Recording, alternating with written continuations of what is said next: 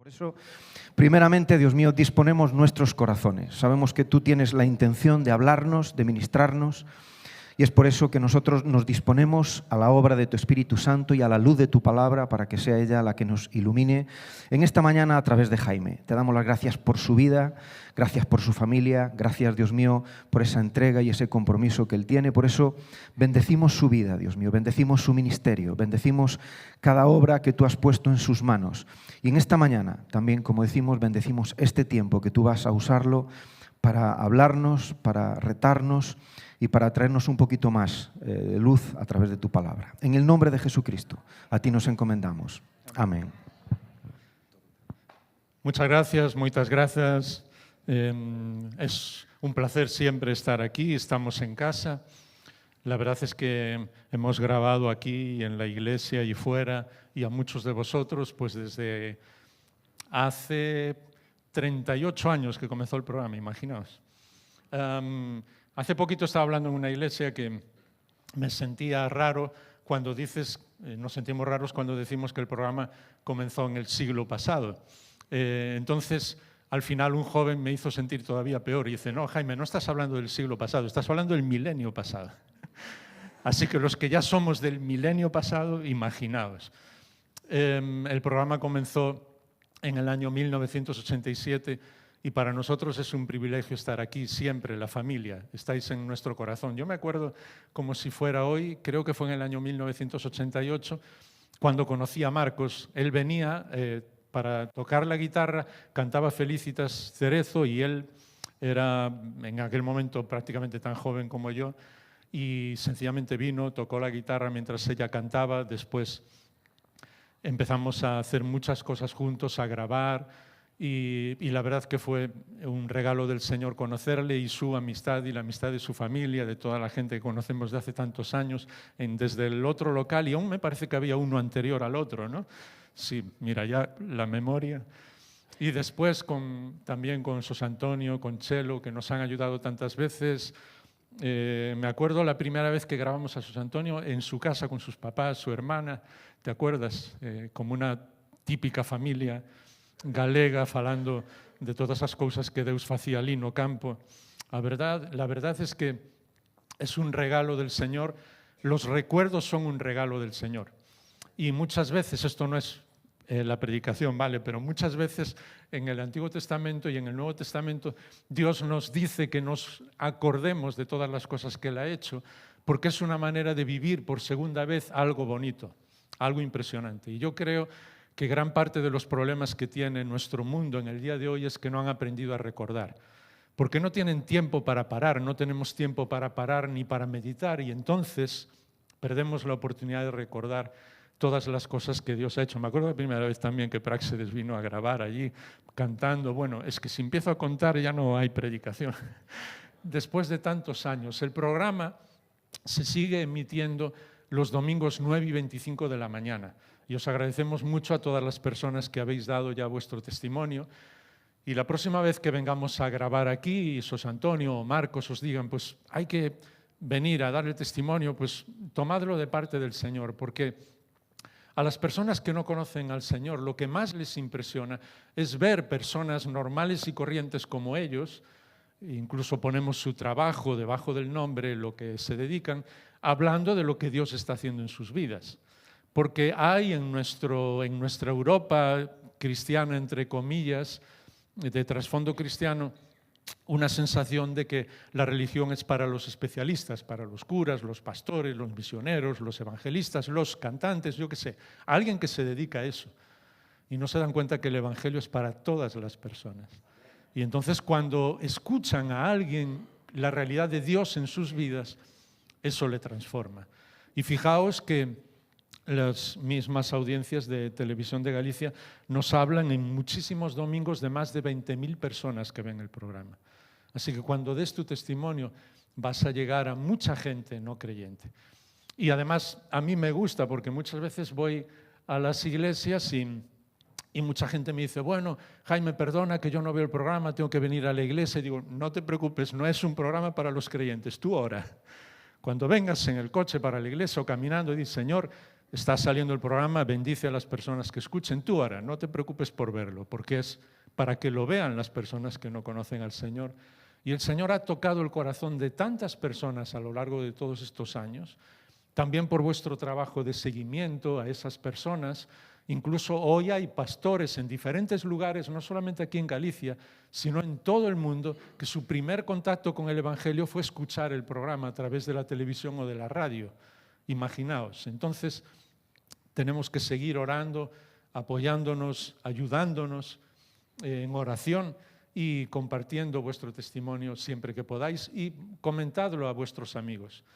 Porque cuando le dices a alguien que puede escuchar algo del Evangelio en su casa y nadie le ve, pues se sienten bien, porque a veces tienen esa sensación de que van a ser observados si vienen aquí. Nosotros abrimos una obra en Carballiño en el año 1990, en un pueblo pequeño, pero claro, son 15.000 personas. Tú nunca piensas que va a suceder eso. Pero sabíamos, y la gente nos decía, que cada vez que alguien entraba en el local, a la semana siguiente prácticamente todo el pueblo sabía que alguien había entrado en nuestro local. Imaginaos la tensión que muchas veces y la presión que la gente tiene para ir a escuchar hablar del Señor. Sin embargo, cuando están en su casa y ven televisión o escuchan la radio, se sienten tranquilos y es ahí donde el Espíritu de Dios puede hablarles. Así que no dejéis de orar nunca y de participar, de ayudar en el programa. Sí, é verdade, porque non sei como decir isto sin que sone a bronca, porque temos aquí en Galicia incluso misioneiros e pastores con máis de 30 anos na terra que todavía non falan galego. E iso non pode ser. Porque moitas persoas, e sobre todo xente maior de 50, 55 anos para arriba, a súa lingua normalmente é o galego e a nosa lingua nai. Teríamos aquí moito tempo falando, agora que temos o Novo Testamento en galego, de ver xente non crente chorando, derramando as bágoas, ou ver un Novo Testamento en galego e dicir, eu nunca pensei que podería ler isto na miña lingua. Imaginadevos.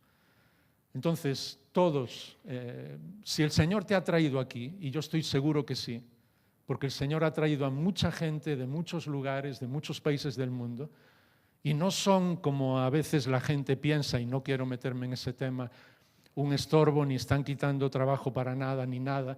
Si Dios te ha traído aquí, recuerda que Él te ha traído aquí, así que eres un regalo de Dios para esta tierra.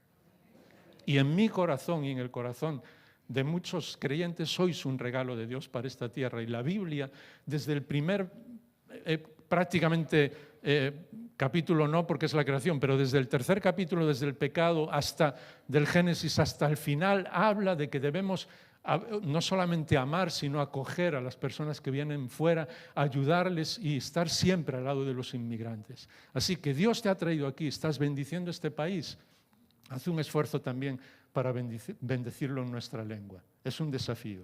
Sí, lo vais a tomar de todo corazón. No lo veis como una bronca, ¿verdad? Pues lo veis como una bendición porque para nosotros realmente sois una bendición, todos los que estáis aquí. Y nunca hagas caso de nadie que diga ninguna otra cosa.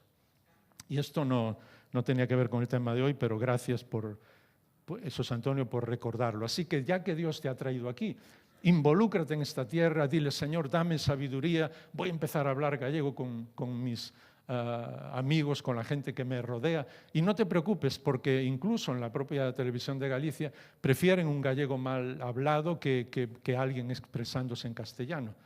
Porque es lo que haces en cualquier otro país. Si tú hubieras ido, supongamos, a Francia a vivir, no quedarías hablando todo el tiempo de cualquier manera en español. Hablarías francés aunque hablaras mal. Intentarías poco a poco ir cada vez mejor, ¿no? Está entendido, no hace falta que lo explique más, ¿vale? Parte también es la presentación del último libro, El techo de cristal, y es un libro muy especial, muy radical, que habla de los techos que tenemos en nuestra relación con Dios. Porque muchas veces pensamos que la vida cristiana es estar en una serie de actividades como venir aquí, vivir en la presencia del Señor, no perder absolutamente ninguno de los eventos que tenemos. Y está bien, no dejéis de hacer eso, Pero pensamos que eso es la vida cristiana y no. Las actividades, los ministerios, las cosas que hacemos no son la vida cristiana, son resultado de lo que hay en nuestro corazón. La vida cristiana es mucho más que eso. Y en parte vamos a hablar esta mañana en muy pocos minutos, pero compartir quizás el primer techo de cristal que aparece en el libro. ¿Por qué hablo de techos de cristal? Porque aparentemente nuestra vida está muy bien, miramos hacia arriba y vemos al Señor, pero no nos damos cuenta de que hay un techo de cristal que nos impide vivir 100% con Él. Y hasta que no nos damos cuenta de eso y no caemos delante del Señor en su presencia para darnos cuenta, Señor, ¿qué está pasando en mi vida? ¿Qué estoy poniendo que me impide vivir 100% contigo en todos los momentos? Es cuando estamos viviendo bajo un techo de cristal. El libro está dirigido en primer lugar a la iglesia, a todas las iglesias, sobre todo a la iglesia del primer mundo, pero como veis son techos de cristal que aparecen en nuestra vida personal también. Marcos Zapata es una de las personas que habla al principio del libro, pone un pequeño comentario hablando de que el libro nos va a ayudar a acercarnos a la presencia del Señor, pero no es tanto por el libro en sí, sino por lo que os decía antes. El enemigo quiere que vivamos a toda prisa, que nunca nos detengamos, que nunca meditemos, que nunca pensemos en lo que estamos haciendo en nuestra vida, que nunca vivamos tranquilamente con el Señor, incluso teniendo momentos en los que paramos, estamos con Él y hasta no le decimos nada, sencillamente estamos con Él, como estás con una persona que amas. Y por eso no somos capaces de romper esos techos de cristal. Primer libro del profeta Samuel y el capítulo 1. Una historia muy conocida, pero es curioso porque en ese primer capítulo y solamente en los primeros versículos ya aparecen varios de los techos de cristal que tenemos. Y sinceramente, la vida, tu vida y la vida de esta iglesia no va a cambiar en absoluto por lo que un predicador venga a deciros, por lo que alguien hable desde este lugar, sino por lo que el Espíritu de Dios te diga y te hable. Es Él el único que puede llegar a nuestro corazón y es Él el que sabrá esta mañana cómo acercarse a tu corazón, qué decir, qué frase usar para que de repente te des cuenta, Señor, esto es para mí, yo necesito esto. Así que olvídate, si es posible, incluso del lugar donde estás, de la persona que está hablando y dile, Señor, yo quiero que me hables a mí. Porque fíjate, esa es la historia. Primer libro de Samuel, capítulo 1, versículo 1, dice que había un hombre en Ramataim de Zofiro, de la región montañosa de Efraín, que se llamaba Elcana. Menciona a su familia, seguimos más adelante. Tenía 2 mujeres, el nombre de una de ellas era Ana y el otro Penina. Penina tenía hijos, pero Ana no los tenía. Este hombre subía todos los años de su ciudad para adorar y ofrecer sacrificio al Señor de los ejércitos en Silo. Y los 2 hijos de Elí, Ofni y Finés, eran sacerdotes del Señor allí. Déjame solo decirte una cosa antes de que sigamos. Es una situación que aparentemente es normal, pero solamente en 3 versículos ya vemos muchísimas cosas que no están bien. Primero, un hombre que tenía 2 mujeres. Quizás se había casado primero con Ana, pero Ana no le podía dar hijos, así que se había casado con otra mujer. Había tomado una decisión que no era del Señor. Así que en cierto modo encontramos ya un techo de cristal, del que no vamos a hablar hoy, pero que está ahí. Y es hacer las cosas a nuestra manera. Yo le he pedido esto al Señor, pero el Señor no me lo da. No importa, voy a buscar una manera con la que el Señor sí va a dármelo. ¿Entiendes ese techo de cristal? Su mujer no podía tener hijos, así que dice, no hay problema, busco otra mujer y voy a tener hijos.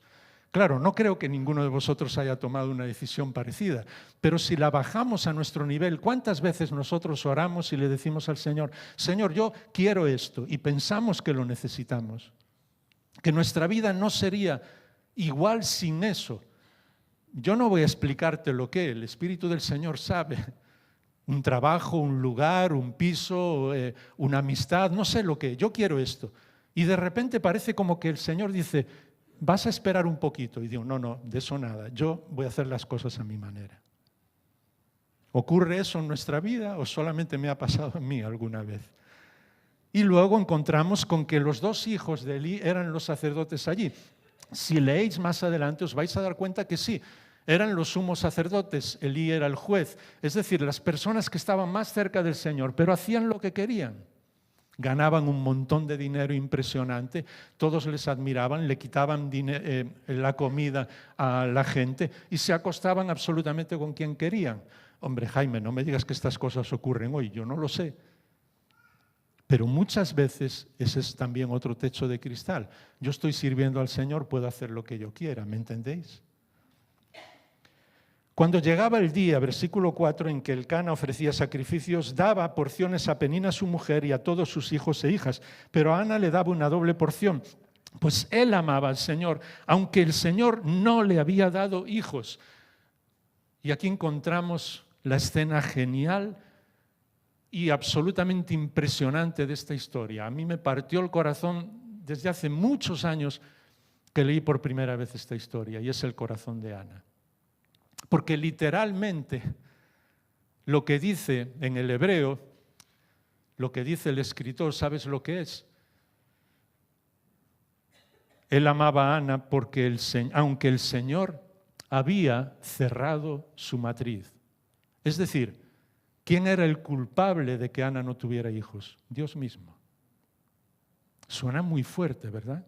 Señor, ¿cómo puedes ser culpable de algo que está destrozando mi vida, aparentemente? Yo no sé la situación de todos los que estáis aquí, el Espíritu de Dios sí lo sabe.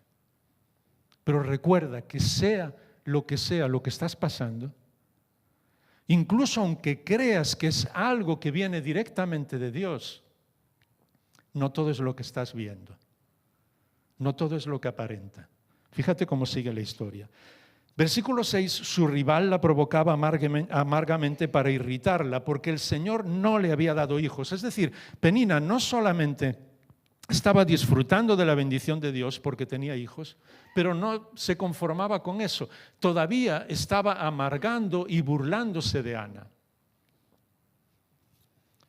Y ese techo de cristal de no solamente recibir las bendiciones de Dios, sino de juzgar a los demás, es un techo de cristal en el que muchos de nosotros estamos encerrados. ¿Crees que no? ¿Y cómo nos encanta juzgar a fulanito y fulanita porque no hablan tanto del Señor como yo? O no predican como yo. O su iglesia no tiene tantos miembros como la mía. O no sé qué, ¿me entendéis? La arrogancia espiritual. Estoy hablando de algo muy raro. Eso no existe, ¿verdad? ¿Entendéis ahora mi ironía gallega? ¿Cuántas veces bendiciones que Dios nos regala a nosotros, lo que hacemos es usarlas para señalar a otras personas que no las tienen? Y hay incluso toda una línea evangélica, antibíblica 100%, llamada Evangelio de la Prosperidad, que dice, no, tú dale al Señor, tú dale dinero, porque el Señor te va a bendecir, te va a devolver mucho más y siempre vas a vivir de victoria en victoria y siempre todo va a ir de maravilla. Olvidando que en la Biblia no hay ni un solo hombre, una mujer, un solo hijo de Dios, una sola hija de Dios que no haya sufrido. Ni uno solo. Incluido el propio Señor Jesús. Y muchas veces el sufrimiento es la prueba de las mayores bendiciones en nuestra vida. Pero claro, a nosotros nos encantan las bendiciones que se ven. El dinero, lo material, un buen coche, una buena casa, el viajar, y así, la arrogancia espiritual puede ser muchas veces nuestro techo de cristal. Y esto, versículo 7, sucedía año tras año. Siempre que ella subía a la casa del Señor, la otra la provocaba. Y Ana lloraba y no comía. En este momento, Ana sufría y no sabía por qué. ¿Sabes? En aquel momento en Israel, el mundo sigue siendo, desgraciadamente, no sé cómo decirlo, porque cuando hablas de la palabra machista suena raro, pero sigue sin dar la igualdad de oportunidades a todas las personas.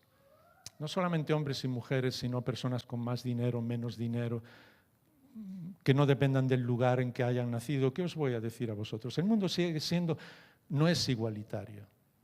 Dependiendo de quién eres, dónde eres, los padrinos que tienes, las cosas que tienes, te juzgan. Y en aquel momento en Israel, una mujer que no tenía hijos era considerada incluso por la sociedad como un estorbo. ¿Qué hace? Y Ana se sentía sencillamente así. ¿Alguna vez te has sentido como alguien sin valor ninguno? ¿Has pensado que incluso si desaparecieras de este mundo, nadie se daría cuenta?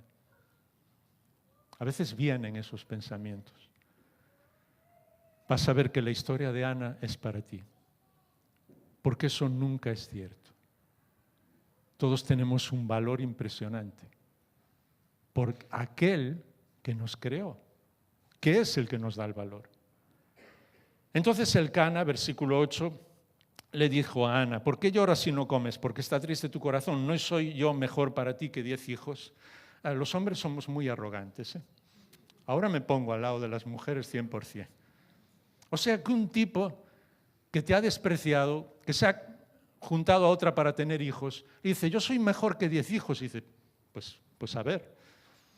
Es curioso porque cuando dije esa frase la mayoría de las mujeres se rieron porque entendisteis la broma. Para el hombre no. Que yo soy mejor que 10 hijos. Pues si eres mejor que 10 hijos, demuéstralo. El techo de cristal de creer que siempre tenemos razón. ¿Y sabes cómo lo hubiera demostrado Elcana? Orando con su mujer y diciendo: ¿sabes qué? Tú eres mi mujer. Si el Señor no nos ha dado hijos, yo voy a seguir contigo, voy a apoyarte, vamos a ponernos juntos en la presencia del Señor y vamos a vivir siempre juntos y felices y no te voy a abandonar nunca. Entonces, sí tendría derecho a decirle qué cosas a Ana, ¿me entendéis? Pero así no. Pero Ana, versículo 9, se levantó después de haber comido y bebido en Silo, y mientras el sacerdote Elí estaba sentado en la silla junto al poste de la puerta del templo del Señor, ella, muy angustiada, oraba al Señor y lloraba amargamente. Hizo un voto al Señor y le dijo: Señor de los ejércitos, si tú te dignas mirar la aflicción de tu sierva, te acuerdas de mí y no te olvidas de tu sierva, sino que das un hijo a tu sierva, yo lo dedicaré al Señor por todos los días de mi vida, de su vida, y nunca pasará navaja sobre su cabeza. Y mientras ella continuaba en oración delante del Señor, Elí estaba observando su boca. Ana hablaba en su corazón, solo con sus labios. Se movían y su voz no se oía. Y Elí pensó que estaba borracha, que estaba ebria. Y le dijo: ¿hasta cuándo estarás embriagada? Echa de ti tu vino. Impresionante, ¿verdad? El techo de cristal de Elí.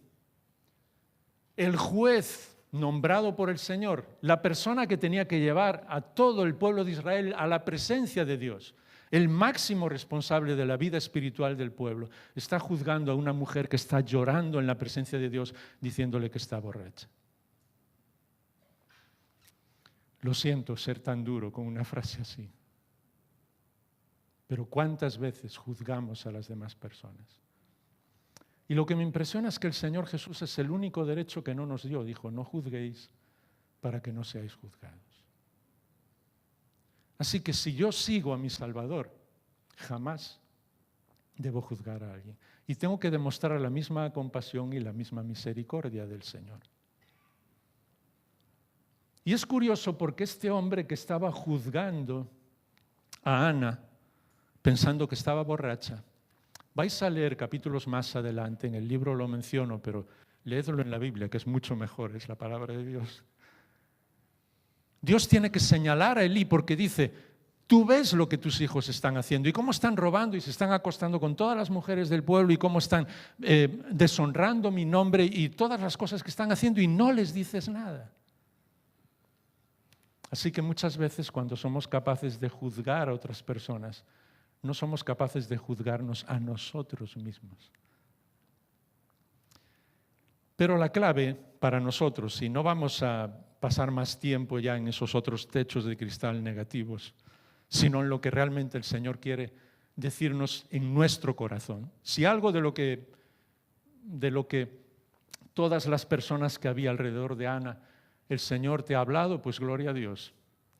Pero fíjate en el corazón de Ana, porque dice que año tras año iba a la presencia de Dios, se postraba delante de Dios y derramaba su corazón delante de Él. Es mi heroína de este libro. La persona a la que admiro. Porque ¿qué hubiera hecho yo? ¿Qué hubiera hecho Jaime Fernández? ¿O qué hubieras hecho tú después de que sabes que Dios es el que ha impedido que tú tengas algo que deseabas, que era tener hijos? Lo que sea, ahora, vosotros llevadlo a vuestra vida. Pues sabes que, Señor, yo ya he ido a la iglesia muchas veces y tú sigues sin escucharme, así que yo voy a dejar de ir. Ya he leído tu palabra muchas veces, he estado orando, me he cansado de orar. Sencillamente ya, no. Renuncio. ¿No has renunciado nunca al Señor? Desgraciadamente en mi vida sí lo he hecho. Y menos mal que Él siempre ha venido a llamar a la puerta de mi corazón, como dice el Señor. Sé que entendéis la manera de hablar porque Él siempre está ahí. Y decir, Jaime, vuelve. Porque tu vida no depende de lo que tú haces. Tu vida depende de mí. Y yo nunca voy a dejar de amarte. Cuando escuchas eso de tu Salvador, la vida nunca puede ser igual. Y a veces, ¿sabes por qué no lo escuchamos? Porque estamos tan ocupados y vivimos tan rápido que no paramos tiempo.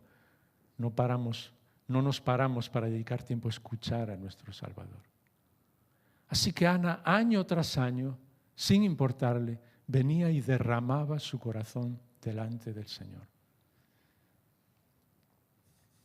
¿Sabes cuál es nuestro techo de cristal tantas veces? Muchas cosas que nos impiden derramar nuestro corazón delante del Señor. Y es curioso porque le podemos dar incluso una forma espiritual. Alguien estaba hablando una vez en un seminario con personas que iban a dedicarse al pastorado y teólogos y hablaban de los salmos. Más bien no se hablaba de los salmos, yo después lo introduje, porque hablaban de que, bueno, en algunas canciones ahora le decimos mucho al Señor, pues Señor, necesito de ti, me siento mal, mi corazón está roto, no sé qué, y dice, como si todo girara a nuestro alrededor. Y yo les dije, pero es que necesitamos decírselo al Señor, porque si no, no leas el libro de los Salmos. ¿Cuántas veces los salmistas dicen, Señor, mi corazón está roto, Señor, yo no sé lo que está pasando, Señor, hasta incluso cosas que no son ni cristianas. Mira a mis enemigos, quítalos de en medio. Y yo supongo que luego diría, Señor, mira, no hagas caso a esa oración, porque me fui un poco se me fue la cabeza. Aquí decimos se me fue la olla en Galicia.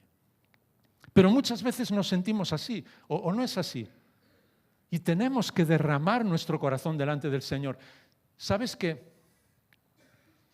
El mayor avivamiento en el pueblo de Israel no comenzó con Elí, el juez, no comenzó con los sumos sacerdotes, no comenzó ni siquiera con Samuel, cuando Dios le dio a Ana, no solamente a Samuel, sino a varios hijos más. Después podéis seguir leyendo la historia, pero ahora lo que nos interesa es centrarnos en los últimos minutos en ella. Sino que comenzó con una mujer sola, despreciada, señalada por todos, que incluso el propio juez de Israel se reía de ella porque pensaba que estaba borracha, pero lo que hacía era algo tan sencillo, pero tan impresionante como derramar su corazón delante de Dios, día y noche, en todos los momentos. Venir a la presencia de Dios para derramar su corazón. Yo no sé la situación en la que estás pasando, por la que estás pasando ahora. Pero sí te digo una cosa, no existe un lugar mejor que vivir en la presencia de Dios.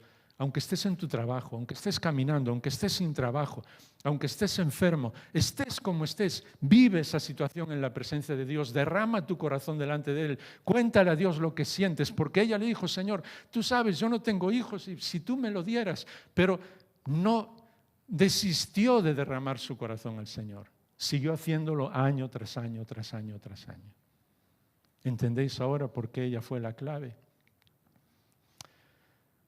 Pero puedes decir, bueno, eso es una historia tuya que suena muy bonita, está muy bien, Ana después tuvo hijos, pero ¿cómo que fue la clave del avivamiento? Pasa solamente una hoja tu Biblia, depende de la versión que tengas, y llega al capítulo 2, porque cuando Ana recibe ese regalo que es Samuel, entona un cántico. ¿Sabes? Cuando amamos, cantamos. La gente que habla, no, las canciones, la adoración, no sé qué. Yo digo, ¿tú amas a Dios? Sí, pues entonces vas a cantar. No tienes otro remedio. Porque lo hacemos todos. Cuando estamos enamorados, yo me acuerdo con Miriam, también en el milenio pasado, que me inventaba canciones y todo para ella. O tú no te has inventado canciones para alguien que amas, o para tus hijos, o para tus papás, o hasta en los estadios de fútbol se inventan canciones para los jugadores. O sea, eso está dentro del corazón del ser humano. Cuando amas algo o a alguien, cantas. Y entonces Ana comenzó a cantar. Y esa oración, esa canción de Ana, la repite Samuel y aparece hasta en 3 de los salmos, partes de la oración, de la canción que David escribió. ¿Sabes dónde David comprendió que había que vivir en la presencia de Dios? Por lo que Samuel le enseñó, por su mamá, Ana. Y lo más normal, por la secuencia histórica, es que la hubiera conocido. En aquel momento, cuando David era un adolescente y hablaba de vivir en la presencia del Señor. Ella fue la clave en el avivamiento de Israel, que nunca más se volvió a repetir ese avivamiento, nunca en el pueblo de Israel, porque nunca llegaron a comprender el secreto de vivir en la presencia de Dios.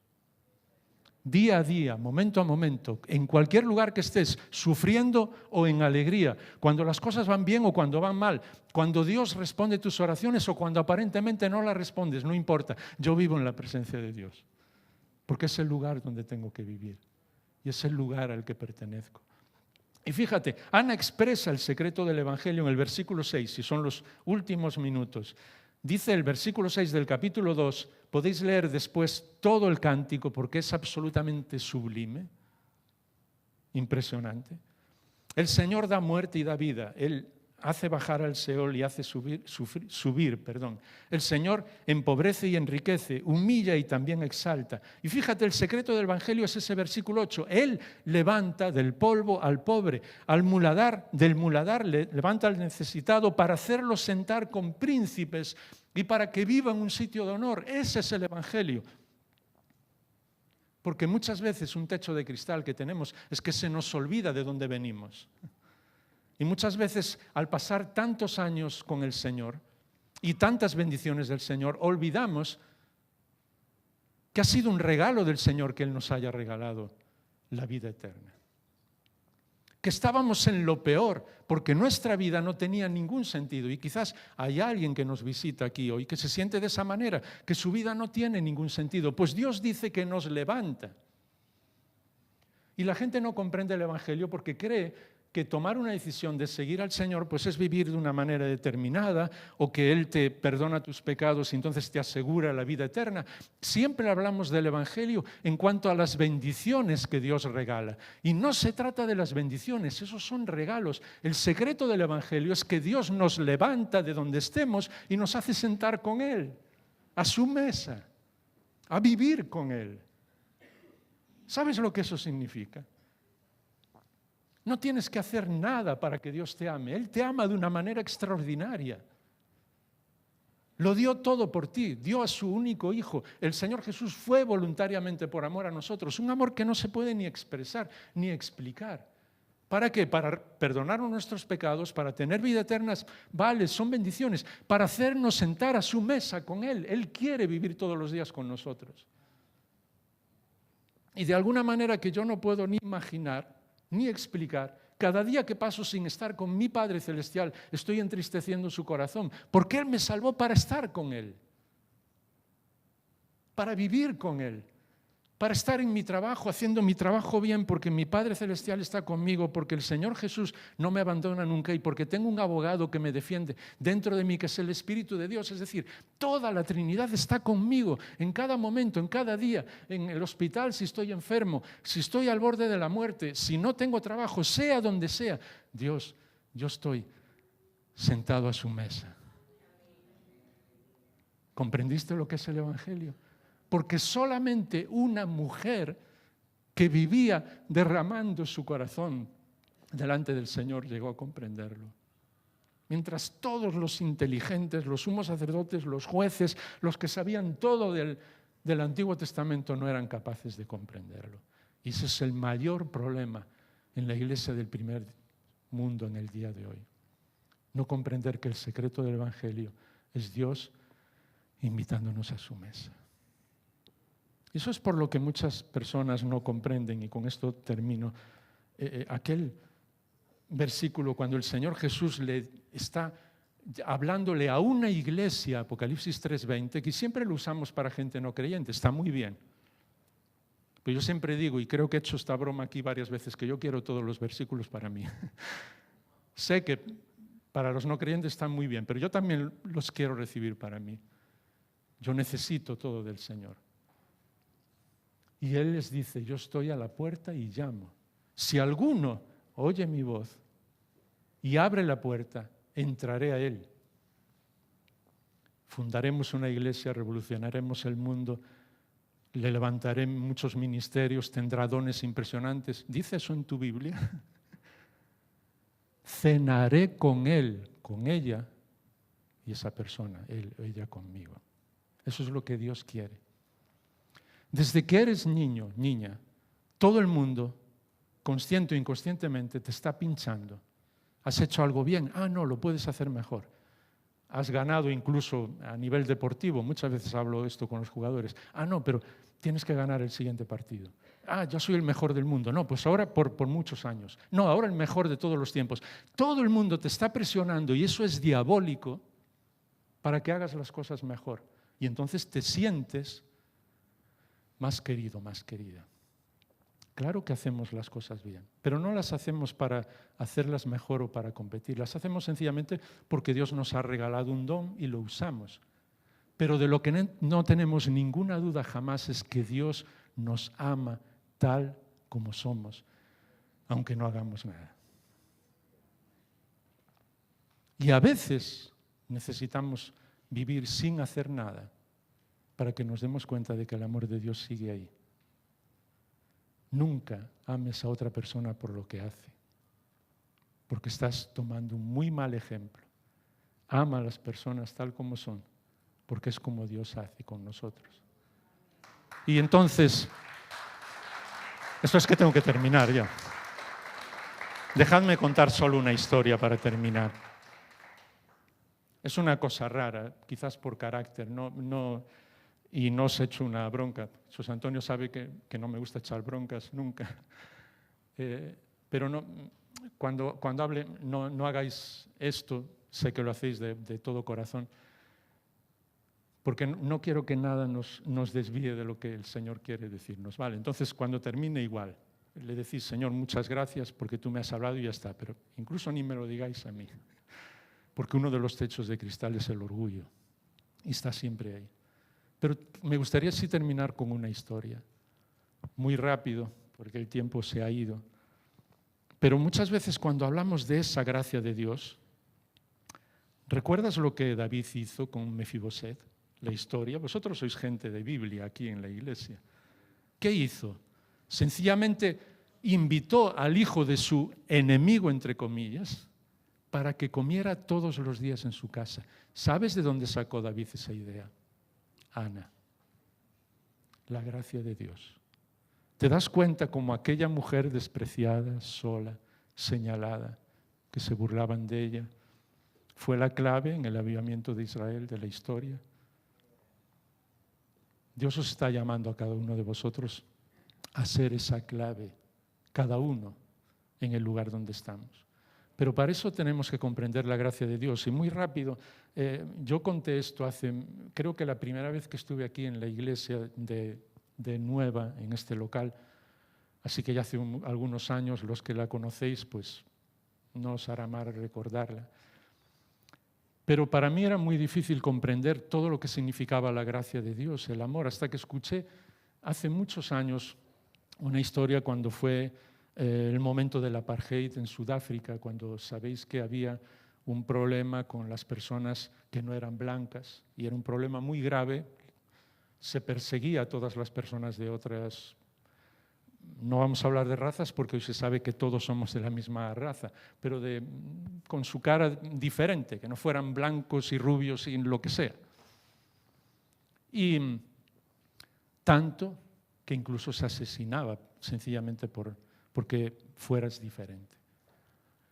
El país no tenía posibilidades de salir adelante hasta que desde muchas, no solamente iglesias evangélicas, sino también lugares de la sociedad, personas comenzaron a hablar y a decir que no, delante de Dios somos todos iguales y no existe ningún derecho a discriminar a nadie por ninguna razón, por ninguna razón. Todos somos de nuestro Creador. Todos somos un poema de Dios, como dice Pablo escribiendo a los Efesios. Y uno de ellos fue Desmond Tutu, que lo entrevistamos incluso para Nacer de Nuevo, cuando él vino aquí a España. Otro, el que llegó a ser presidente Mandela. Claro, no sabían cómo hacer que el país pudiera salir adelante.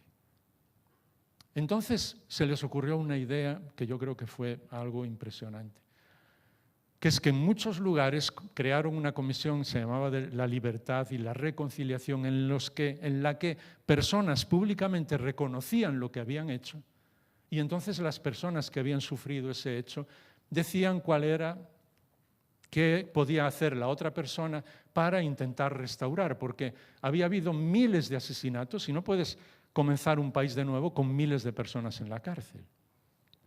La mayoría de estas comisiones se llevaron a cabo en locales públicos y muchos de ellos en iglesias que cedieron los locales. Y en estas comisiones venía normalmente un juez y venía alguien y explicaba lo que había hecho y la persona que había sido herida. Y fue muy famosa, yo lo escuché en una emisora de radio, creo, secular, la historia de una mujer en un pueblo que un capitán de la policía, un capitán de origen europeo, de origen holandés, había entrado en su casa, en su barrio, cuando él había tomado posesión de ese barrio, por decirlo de alguna manera, para que nadie se descontrolase. Entró y sencillamente al azar, entró en una casa, había un chico de tez oscura, de lo que hasta hace poquito se hablaba de raza negra, y sencillamente lo mató sin previo aviso, sin saber quién era, nada de nada. Y entonces su padre salió a defenderle y entonces él también mató a su padre. Todo el vecindario salió a ver qué pasaba y él sencillamente le dijo: soy el capitán, soy el que mando aquí y ahora todo el mundo lo sabe. Y hubo gente que empezó como medio a protestar. Entonces él, una persona muy cruel, y él estaba reconociendo todo esto delante del juez y las personas que estaban allí en la iglesia y muchos que habían venido a visitar, a ver lo que pasaba porque conocían a la mujer de esta familia. Y entonces él sencillamente ordenó a dos de sus policías que estaban con él que cortaran en trozos los dos cuerpos y los dejaran durante varios días allí y él iba a volver sencillamente para que todos supieran quién manda aquí. Esa frase que tantas veces la gente, una frase odiosa. Y cuando él volvía, la mujer salía, alguno de los policías ni podía acercarse, alguno incluso se desmayaba. Y decía: ¿por qué vuestro capitán es así? Dice: no sabemos, es la persona más sanguinaria que existe en el mundo. No conocemos a otro así en todo el país. Vive solo, no tiene familia. Y ese día el capitán lo contó y dijo: yo hice esto y esto y esto y esto, además de una manera insensible.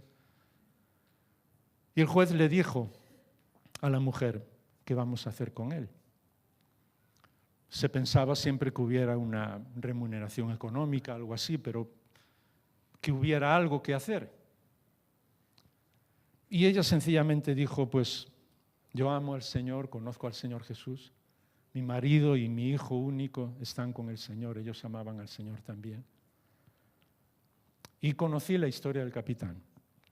Y sé que vive solo desde hace muchos años aquí y que nunca ha sentido ni ha sabido lo que significa el amor del Señor.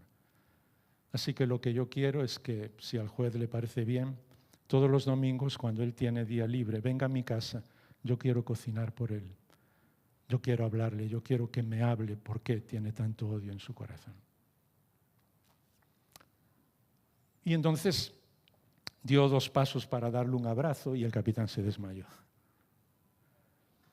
Le decían en la radio que el juez pasó muchos minutos sin poder hablar. A mí me emociona cuando lo contaban, porque solo lloraba, nunca había visto nada parecido.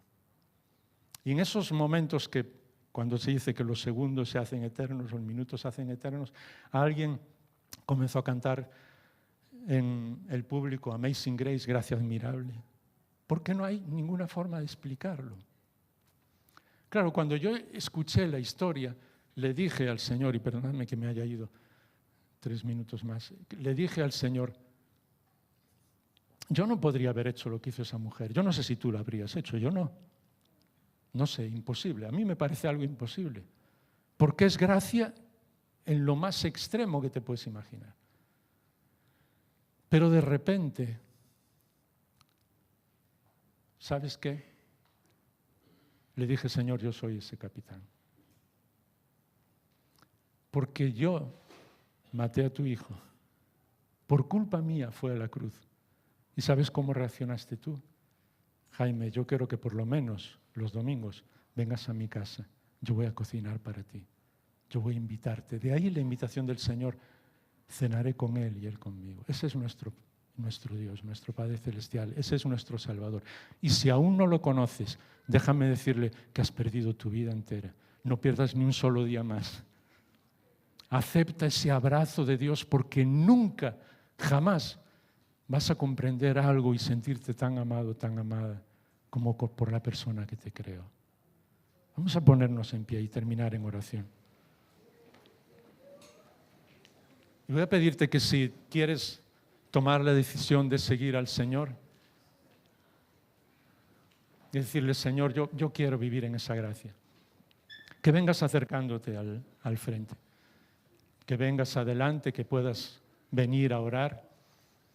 Va a haber varias personas que nos van a ayudar para orar por ti. Pero también que, si de alguna manera Dios está hablando en tu corazón, o estás mirando hacia arriba y claro, ves al Señor, ves todo lo que Él está haciendo contigo, pero en cierto modo piensas, Señor, quizá tengo un techo de cristal y no me he dado cuenta, quizás es mi orgullo, quizás es no darme cuenta de que sí, yo me encanta que me hayas perdonado y que vaya y vivir en tu presencia, pero es que se trata de vivir todos los días contigo. Es que nunca me he sentido así, nunca me he dado cuenta de lo que es vivir en tu presencia, cada momento, en donde estoy, esté bien, esté mal, esté alegre o no lo esté, o esté triste, vayan las cosas bien o vayan peor. Sigo viviendo en tu presencia, comiendo en tu presencia, sigues invitándome a vivir cada día contigo. Ven adelante para orar.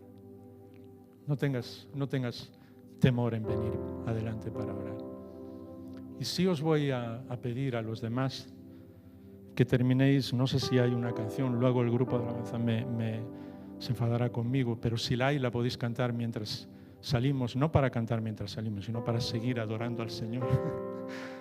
Porque no hay nada mejor que entrar y salir de la presencia del Señor adorándole. Pero me gustaría que te pongas al lado, gracias. Los que estáis orando, id viniendo. Los que queréis orar, id viniendo hacia el frente. Y sé que eso es Antonio, no sé, hay alguien más que me pueden... ya están aquí. Podéis acercaros aquí para ir orando. Y todos los que quieran venir a orar. Pero los demás, acercaos por lo menos a una persona o 2 o 3 que tengas al lado y vamos a terminar orando juntos. Todos, absolutamente todos. No le pidas nada al Señor, solamente dile, Señor, tu gracia es impresionante. Lo que haces conmigo, con mi hermano, con mi hermana, es impresionante. Y quiero vivir en ese amor y quiero dejar de juzgar a otros y dejar de juzgarme a mí mismo en cuanto a lo que tengo que hacer, a lo que no tengo que hacer, a lo que otro tiene que hacer, y venir a tu casa y comer contigo todos los días. Porque tu casa es donde yo estoy. Y eso es una de las cosas que hablo también ahí, porque es una cosa que el enemigo ha puesto en nuestra cabeza, de pensar que la iglesia del Señor es este lugar. No, la iglesia del Señor eres tú, cada uno de los que estáis ahí, en el lugar donde estáis todos los días. Y el Señor está invitándoos a comer todos los días, pasando tiempo con vosotros. Acércate a las personas que tienes al lado, ora con ellos, y los que queráis venir aquí adelante a orar, venid a orar. Y después, aunque ellos terminen cantando, será el final de nuestra reunión. No tengas temor. Si es alguien de tu familia, tu marido, tu mujer, un hermano, si no, busca dónde está. No tengáis temor para orar, porque es el principio del avivamiento en tu vida. Dios os bendice.